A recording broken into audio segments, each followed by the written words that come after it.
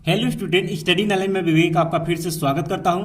दोस्तों, नए पाठ्यक्रम पर आधारित कक्षा 12 सामान्य हिंदी, इसमें आज हम लोग दोस्तों पढ़ेंगे हिंदी के स्वपठित नाटक पर आधारित प्रश्न। जी हाँ दोस्तों, हिंदी के स्वपठित नाटक पर आधारित प्रश्न ये भाग फर्स्ट बनाया जा रहा है दोस्तों। और इस स्वपठित नाटक से आपको बोर्ड एग्जाम में 5 अंक के क्वेश्चन पूछे जाएंगे इस बार। जी हाँ दोस्तों, ध्यान समझिएगा, इस बार नए पैटर्न पर आपको इससे स्वपठित नाटक से 5 अंक के बोर्ड एग्जाम में क्वेश्चन आपसे पूछे जाएंगे। तो दोस्तों, इसमें कौन कौन से महत्वपूर्ण प्रश्न है उसको हम डिस्कस करेंगे। तो दोस्तों, क्लास को स्टार्ट करने से पहले जो स्टूडेंट चैनल पहली बार चैनल को सब्सक्राइब कर ले, क्लास को फटाफट आप लोग लाइक कर दीजिए और ज्यादा ज्यादा शेयर करिएगा। दोस्तों, कोई समस्या होती है तो हमें कमेंट बॉक्स में कमेंट कर सकते हैं, कोशिश करेंगे आपकी समस्या को दूर किया जा सके। तो दोस्तों, जैसा कि आप सभी कमेंट करते हैं तो मुझे अच्छा लगता है, तो आपको जो भी समस्या हो कमेंट आप जरूर करिएगा, हम कोशिश करेंगे आपकी रिप्लाई जरूर मिले।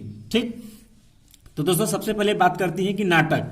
तो नाटक के अंतर्गत दोस्तों इसमें हर जिले के लिए अलग अलग नाटक इसमें डिवाइड किया गया है। तो दोस्तों आज हम बात करेंगे यहाँ पर आंक का मान नाटक, अभी बताएंगे किस किस जिले के लिए वह लागू रहेगा। ठीक, तो दोस्तों आपको सबसे पहली बात बता दें ये कि ये क्वेश्चन आपको क्वेश्चन नंबर 7 में आपको दिखेगा। जी हाँ दोस्तों, आपके बोर्ड एग्जाम में क्वेश्चन नंबर 7 में 5 अंक के क्वेश्चन आपसे पूछेगा। या तो पूछेगा नाटक के आधार पर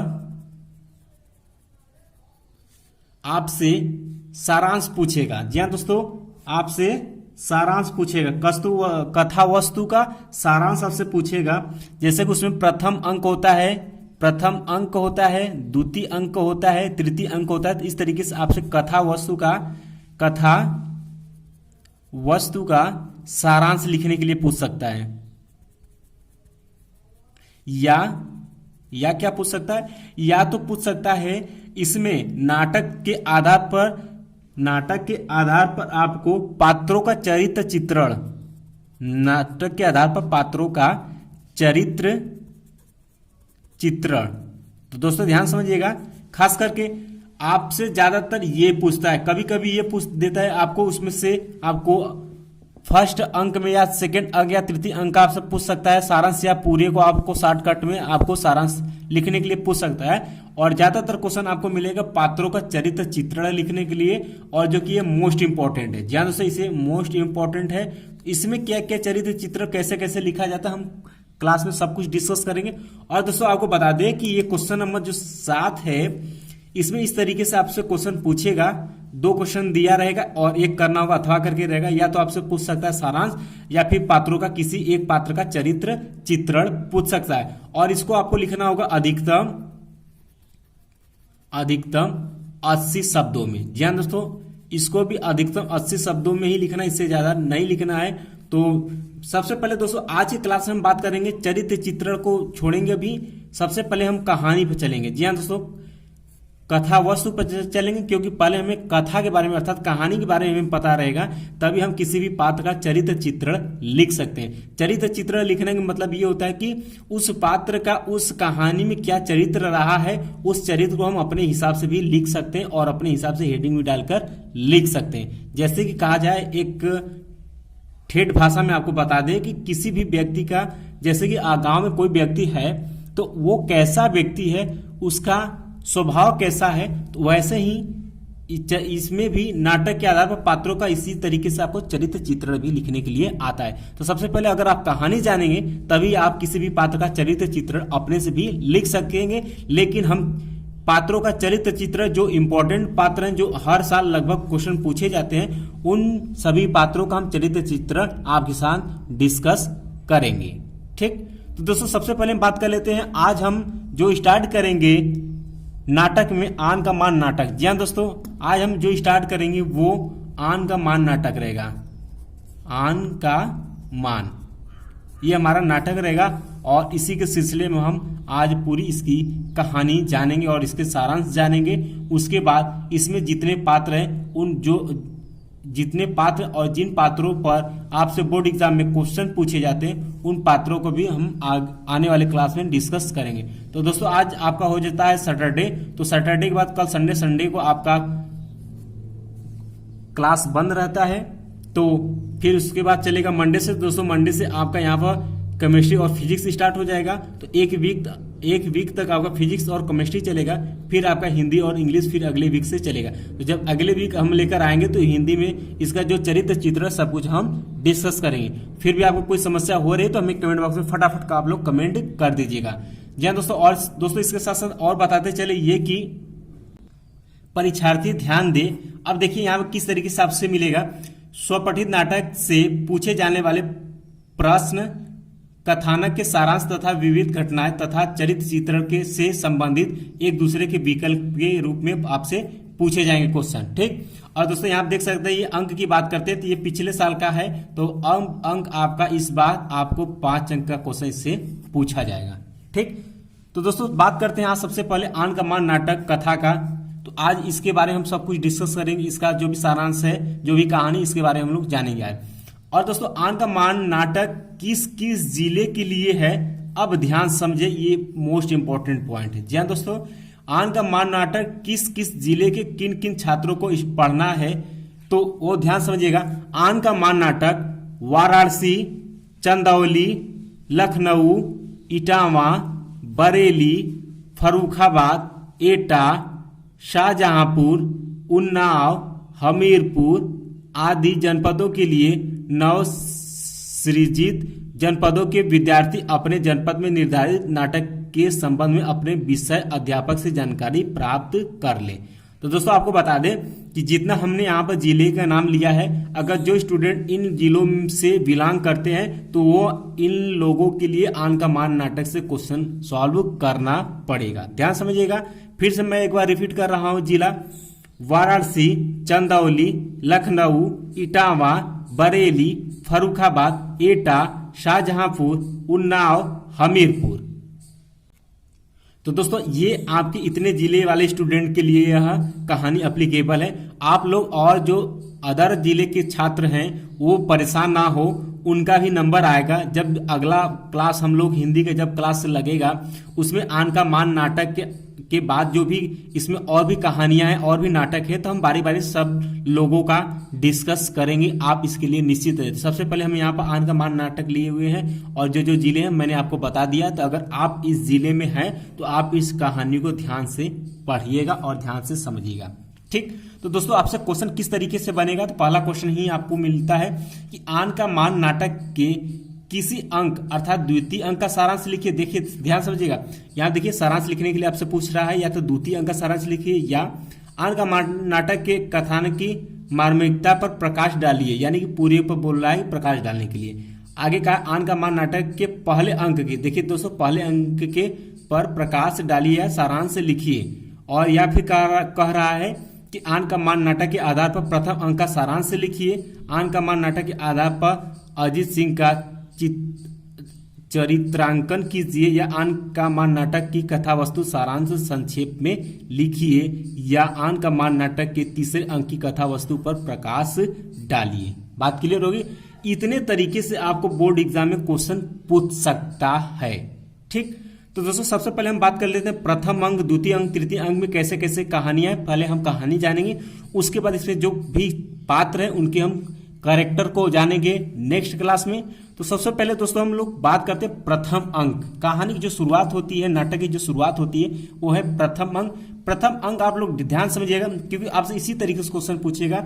बोल सकता है कि आपको द्वितीय अंक का सारांश लिखना है या प्रथम अंक का सारांश लिखना है। तो प्रथम अंक में कहाँ से कहानी शुरू होती है और कहाँ पर समाप्त होती है, इस चीज को आपको याद रखना है। जैसे कि प्रथम अंक का कहानी कहाँ से शुरू होती है और प्रथम अंक कहाँ पर खत्म होता है, वहां तक आपको याद रखना है। फिर द्वितीय अंक कहानी कहाँ से शुरू होती है और द्वितीय अंक कहानी कहाँ समाप्त होती है, ये आपको याद रखना है, तभी आप कहानी लिख पाएंगे। अन्यथा आपसे बोला गया है प्रथम अंक का लिखने के लिए, आप थोड़ा सा प्रथम अंक का लिखे, फिर कुछ द्वितीय का लिख दिए, कुछ तृतीय का लिख दिए, तो इसमें एग्जामिनर आपका नंबर काट देगा, ठीक। तो इस चीज का भी आप लोग ध्यान में रखिएगा कि प्रथम अंक जब आपसे सारांश बोला जाए लिखने के लिए तो आपको प्रथम अंक का ही सिर्फ सारांश लिखना है, न कि द्वितीय न कि तृतीय। इस चीज को आप विशेष तौर पर ध्यान दीजिएगा, ठीक। बात कर लेते हैं दोस्तों, प्रथम अंक आ जाता है और कहानी स्टार्ट होती है यहां से। तो सबसे पहले मैंने यही कहा है कि जो भी नाटक हो सबसे पहले उनमें जो लेखक है उनका नाम याद रखिए आप लोग। तो यहाँ पर कहा गया कि श्री हरिकृष्ण प्रेमी द्वारा रचित आन का मान नाटक का आरंभ रेगिस्तान के एक मैदान से हुआ। अब ध्यान समझिएगा, पहले तो हर स्टूडेंट को याद होना चाहिए कि जो आन का मान नाटक लिखे हैं वो श्री हरिकृष्ण प्रेमी द्वारा लिखा गया नाटक है। ये बात क्लियर हो गई। अब प्रथम अंक की जो कहानी है, नाटक जो स्टार्ट होती है वो स्टार्ट होती है देखिए यहाँ पर लिखा गया है कि नाटक का आरंभ रेगिस्तान के एक मैदान से हुआ। तो यानी कि प्रथम अंक अगर आपको सारांश क्वेश्चन में पूछेगा तो आप यहां से स्टार्ट करेंगे कि नाटक का आरंभ, प्रथम अंक का आरंभ जो हुआ है वो रेगिस्तान के एक मैदान से हुआ है। ठीक, यह काल भारत में औरंगजेब की सत्ता का है। इस समय जोधपुर में महाराजा जसवंत सिंह का राज्य था। ठीक, ये मतलब ये जो कहानी है वो औरंगजेब की सत्ता के या औरंगजेब के शासनकाल की ये कहानी यहाँ पर वर्णित किया गया है। तो इस समय जोधपुर में महाराजा जसवंत सिंह का राज्य था।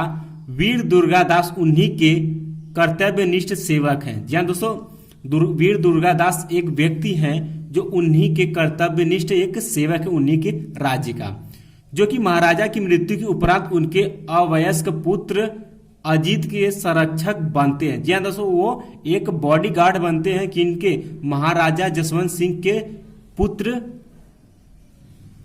अजीत के।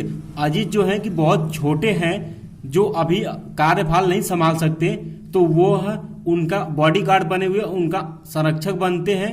और आगे नाटक बढ़ता है कि नाटक का कथानक दुर्गादास के चारों ओर घूमता है। तो मतलब इस कहानी में जो नाटक का कहानी है इसमें पूरी कहानी दुर्गादास के चारों ओर घूमता है। अकबर द्वितीय के पुत्र बुलंद अख्तर और पत्नी सफियतुन्निसा हैं। ध्यान से समझिए, नाटक आप लोग पात्र याद करते चलिए कि अकबर द्वितीय के जो पुत्र हैं बुलंद अख्तर और उनकी पुत्री जो है सफियतुन्निसा है, दोनों भाई बहन हैं। ठीक, दोनों भाई बहन औरंगजेब की राष्ट्र विरोधी नीतियों का विरोध करते हैं, क्योंकि औरंगजेब जब शासन कर रहा था वो एक कट्टरवादी मुसलमान था जो कि किसी का भी नहीं सुनता था। तो उसके लिए उन्हीं के राष्ट्र का ये दोनों भाई बहन क्या करते थे, विरोध करते हैं। आगे कहानी बढ़ता है कि उनकी बातों से यह भी आभास होता है कि अकबर द्वितीय ने औरंगजेब के अत्याचारों के विरोध में वीर दुर्गादास से मित्रता कर ली। जी हाँ दोस्तों, यहाँ पर ये आगे कहानी बढ़ता है कि अकबर द्वितीय ने औरंगजेब के जो अत्याचार को देखते हुए उन्होंने वीर दुर्गादास से मित्रता कर लेते हैं। आगे कहानी बढ़ता है, दुर्गादास ने अकबर द्वितीय को बादशाह घोषित कर दिया। जी हाँ दोस्तों, जब वहां पर वो बॉडीगार्ड के रूप में थे, जब उन्होंने दोस्ती कर लिया तो वीर दुर्गादास ने उनको बादशाह घोषित कर दिया। किसको, अकबर द्वितीय को। ठीक, परंतु औरंगजेब की एक चालवश उसे ईरान भाग जाना पड़ता है। कुछ कारण की वजह से कोई चालाकी ऐसा करता है औरंगजेब जिसकी वजह से उन्हें ईरान भाग जाना पड़ता है।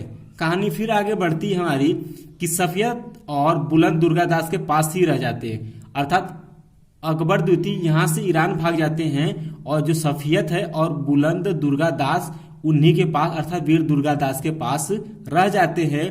अजीत सिंह युवक होकर, अब अजीत सिंह की कहानी यहाँ पर, अजीत सिंह अब जो बच्चा था महाराज की मृत्यु के बाद अब वह धीरे धीरे युवक हो चुका है और जोधपुर का शासन संभाल लेता है। ठीक, अब अजीत सिंह जो है अब वह जोधपुर का शासन अपना संभाल लेता है। अजीत सिंह सफियत से प्रेम करता है, तो वीर दुर्गादास ने दोनों को, सफियत को और बुलंद को साथ में रखे थे अपने यहाँ, और सफियत से अजीत सिंह को प्रेम हो जाता है या प्रेम करता है। सफियत जानती है कि हिंदू युवक और मुसलमान युवती का विवाह कठिन होगा। ठीक, और ये बात सफियत भी जानती है कि अजीत सिंह हमसे प्रेम करते हैं, लेकिन वह ये भी बात अच्छी से जानती है कि एक हिंदू युवक और मुसलमान युवती का विवाह बहुत कठिन होगा। दुर्गादास भी अजीत को राजपूत धर्म का मर्यादा का ध्यान दिलाता है और इस बात को भनक वीर दुर्गादास को भी लगती है। तो वीर दुर्गादास अजीत को समझाते हैं कि राजपूत धर्म का मर्यादा का ध्यान दिलाते हैं। कहता है, ये पॉइंट आप नोट करिएगा और इसे आपको अगर बोर्ड में ये क्वेश्चन पूछेगा प्रथम अंक का सारांश, तो ये इसी तरीके से आपको ब्लैक पेन से ये पूरी पॉइंट नोट करनी होगी, लिखनी होगी, तभी आपको पूरा नंबर मिलेगा।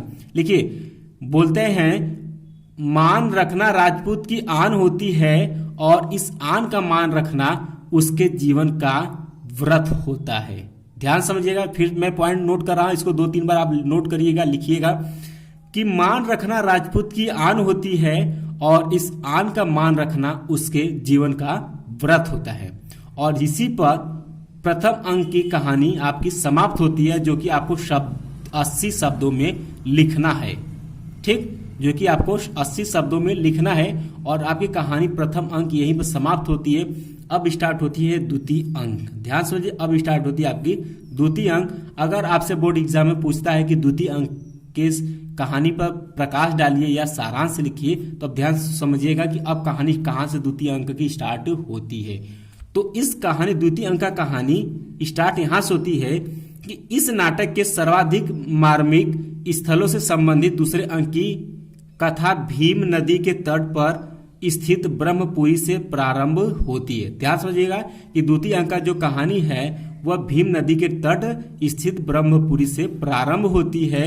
अब आगे कहानी बढ़ता है कि औरंगजेब ने इस नगरी का नाम इस्लामपुरी रख दिया है और औरंगजेब की 2 पुत्रियां मेहरुन्निसा व जीनतुन्निसा आती हैं।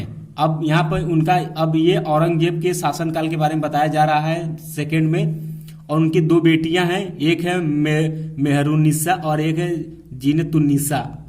और मेहरुन्निसा गीत गाती हैं, वह औरंगजेब के कुकृत्यों एवं अत्याचारों की निंदा करती हैं। उनकी पहली बेटी, उसका मानना है कि औरंगजेब के कार्यों ने हिंदू और मुसलमानों के बीच दीवार खड़ी की है।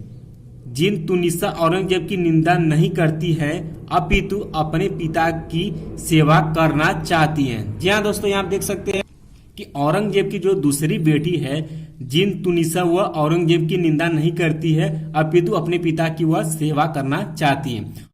तो औरंगजेब में क्रोध व निराशा का कारण वह उसका स्नेह विहीन रह जाना वह बताती है। कहानी आगे बढ़ता है कि तभी औरंगजेब आकर कहता है कि उसने उन दोनों की बातें सुन ली है।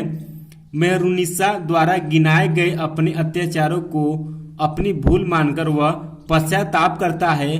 वह अपने बेटियों, विशेषकर अकबर द्वितीय, जी हाँ दोस्तों, जो औरंगजेब थे उन्हीं का बेटा अकबर द्वितीय थे, के प्रति अपनी क्रूरता के लिए दुखी व खीन होता है। सफियत एवं बुलंद अख्तर के प्रति वह अपना असीम स्नेह प्रदर्शित करता है। अर्थात बात करें तो सफियत और बुलंद उसके क्या थे, नाती पोते थे। ठीक, कहानी आगे बढ़ता है कि औरंगजेब अपनी वसीयत में अपने पुत्रों को जनता से उदार व्यवहार के लिए तथा अपनी मृत्यु के बाद सादगी से अपना अंतिम संस्कार करने को कहता है।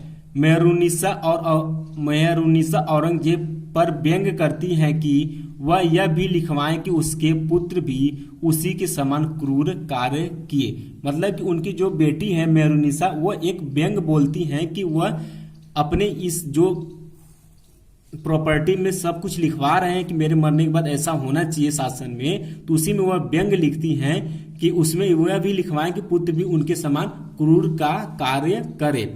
आगे कहा गया है कि जिस समय वसीयत लिखी जा रही है तभी ईश्वरदास दुर्गादास को बंदी बनाकर औरंगजेब के पास लाता है। ध्यान समझिएगा यहाँ पर, तभी ईश्वरदास क्या है, वह औरंगजेब का एक सैनिक है जो दुर्गादास को बंदी बनाकर औरंगजेब के पास लाता है। औरंगजेब क्रोधित होकर दुर्गादास को मारने की धमकी देता है। ईश्वरदास विरोध करता है और तलवार खींच लेता है। अपने बेटे अकबर द्वितीय के पुत्र बुलंद अख्तर एवं सफियत तुनिसा को पाने के लिए औरंगजेब दुर्गादास से सौदेबाजी करता है, परंतु दुर्गादास अस्वीकार कर देता है। यहाँ तक आपकी कहानी द्वितीय अंक समाप्त हो जाती है कि औरंगजेब दुर्गादास से सौदेबाजी करता है, परंतु दुर्गादास अस्वीकार कर देता है, उनके जो भी सौदेबाजी उनको मना कर देता है। अब दोस्तों आपका तीसरा अंक स्टार्ट हो जाता है यहाँ से कि नाटक के तीसरे और अंतिम अंक में अजीत सिंह पुनः सफियत से जीवन साथी बनने का निवेदन करता है, परंतु सफियत अजीत को लोकहित के लिए स्वहित का त्याग करने का परामर्श देती है। दोस्तों तीसरे अंक में फिर अजीत सिंह पुनः सफियत से शादी के लिए प्रस्ताव रखता है और निवेदन करता है, परंतु फिर इस बार भी सफियत उनको मना कर देती और कहती हैं कि अजीत को लोकहित के लिए स्वहित को त्याग करने का परामर्श देती है कि आप राजा हैं और राज्य के लिए ये अच्छा नहीं है। और वह आगे कहती है महाराज, प्रेम केवल भोग की ही मांग नहीं करता, वह त्याग और बलिदान भी चाहता है। अब दोस्तों इस पॉइंट को आप नोट करिए, अगर तृतीय अंक आपसे सारांश से पूछता है तो ये पॉइंट आपको बीच में लिखना होगा, वो भी काले हेडिंग से। ठीक, लिखेंगे कि वह कहती हैं महाराज, प्रेम केवल भोग की मांग नहीं करता, वह त्याग और बलिदान भी चाहता है। फिर कहानी आगे बढ़ता है। बुलंद तथा दुर्गादास के विरोध की अजीत परवाह नहीं करता तथा सफियत को अपने साथ चलने के लिए कहता है। इस बात में सफियत ये बात बोलती है, फिर भी वह बुलंद और दुर्गादास के विरोध के बावजूद अजीत इन लोगों को परवाह किए बगैर सफियत को अपने साथ चलने के लिए कहता है।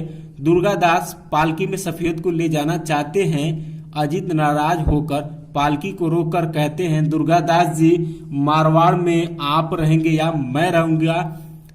अब दोस्तों यहाँ बात आप आ जाती है, यहाँ पर मरे और मारने और मरने की बात आ जाती है दोस्तों यहाँ पर, कि दुर्गादास चाहते हैं कि पालकी में सफियत को यहाँ से ले जाना चाहते हैं, लेकिन अजीत वहाँ के राजा हैं और वो कहते हैं कि अजीत इस बात से लेकर नाराज हो जाते हैं और पालकी को रोक कर कहते हैं दुर्गादास जी से कि दुर्गादास जी, मारवाड़ में आप रहेंगे या मैं रहूंगा। दुर्गादास मातृभूमि को अंतिम प्रणाम करके चले जाते हैं।